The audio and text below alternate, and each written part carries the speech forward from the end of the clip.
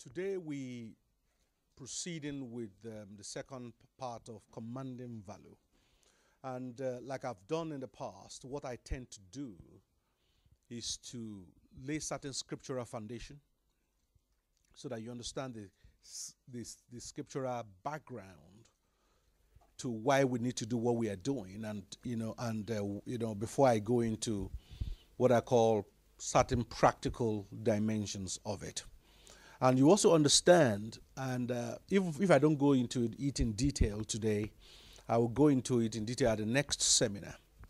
Because at the next seminar, the theme, which interestingly the Lord gave me just this morning when I was meditating, is what I call the new rules of entrepreneurship. That's what we'll be looking at. In other words, you cannot become part of the marketplace army of God in these last days if you try and use the old rules as you know it. And today, as I give some practical examples from day-to-day life, you will see the need for us to not make ourselves slaves to certain dogma that we've been taught. There's a book I read a few years ago called What They Don't Teach You in Harvard Business School. I can't remember the name of the author of that book. But it's a very interesting book, which more or less explains that sometimes if you dogmatically follow what you are taught in the academic concept, you find actually that is a major problem many people have. And also, the thing with academic sometimes is that because you are taught to follow certain logic, the enemy is waiting for you at those gates. Bible says God will use the foolish things of this world to confound the wise. That sometimes means doing things that don't follow natural rules. And that's where many of us run into difficulty. But we'll look at some of these examples today so that we understand that that's a way to distinguish ourselves. Okay. All right, Genesis chapter 3. Genesis chapter 3. Genesis chapter 3, I read from verse 6. Genesis chapter 3, I read from verse 6.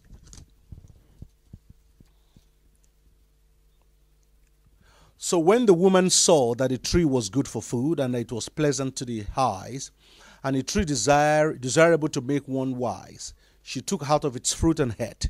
She also gave to her husband with her, and he ate. Then on verse 7, I need you to look at verse 7 very importantly. That's where I want to start with this afternoon. Then the eyes of both of them were what? Opened. And they knew that they were naked, and they sewed fig leaves together and made themselves covering. Now, first question, were they blind? Which eyes were opened? We need to look at, because we need to begin to see things differently if we are to, succeed in strategically invading the marketplace. And I'm going to be hammering on this issue of strategic invasion of the marketplace because I believe that is the final frontier.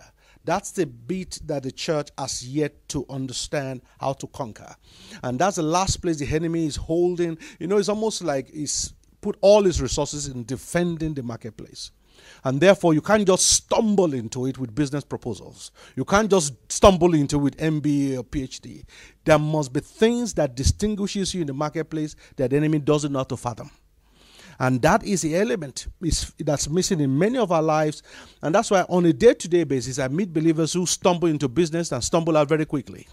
Research has shown repeatedly in the last 10 years that the failure rate among Christians in business is the highest. And we need to understand why. Why is that the case? Why is that the reason? Because, it's not that they're not qualified. Why is it that if you go around, you find out most of our people, they're the most qualified in their offices, yet they're the least paid. Their bosses don't have half their qualifications. What is going on? So if you don't look into the eyes of the Spirit and begin to see what's going on and how God has put systems in place to overcome it, we'll just join the rat race and be struggling week on week. So you got that. Now, hold your hands there. Let's go to 2 Kings chapter 6. Bible says their eyes became opened. Now, how can your eyes be opened when you were not blind before? What is the Bible saying there? Genesis chapter 3. 2 Kings chapter 6.